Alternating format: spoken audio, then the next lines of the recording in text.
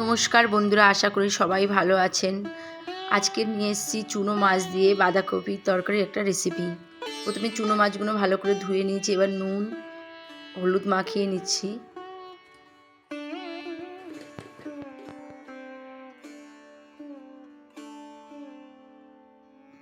তেল গরম হয়ে গেছে, তেল গরম হয়ে গেলে চুনো মাছগুলো সব দিয়ে দিচ্ছি ভাজার জন্য।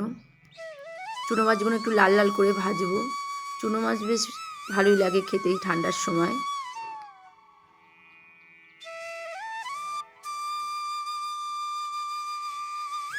একদিকে ভাজা হয়ে গেছে, উল্টে দিলাম।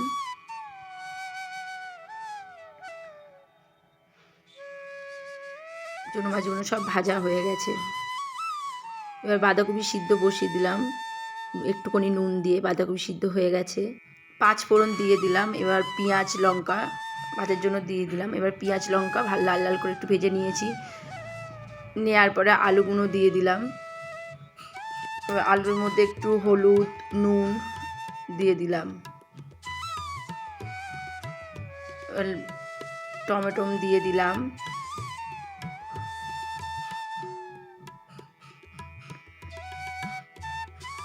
কড়াইশুঁটি,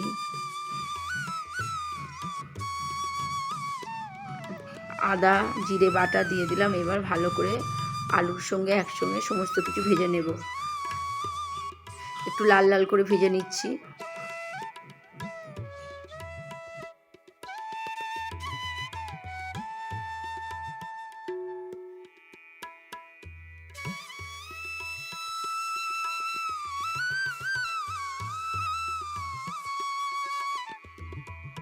আলু ভাজা হয়ে গেছে লাল লাল করে। এবার সিদ্ধ করা বাঁধাকপি সব দিয়ে দিচ্ছি।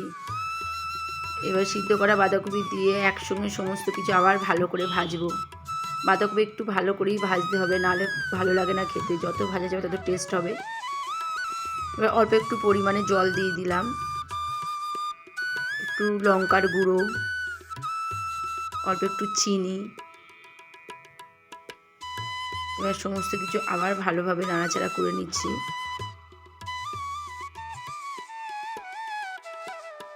বাঁধাকপির তরকারি প্রায় হয়েই এসছে। এবার মাছ ভাজাগুলো সব দিয়ে দিচ্ছি।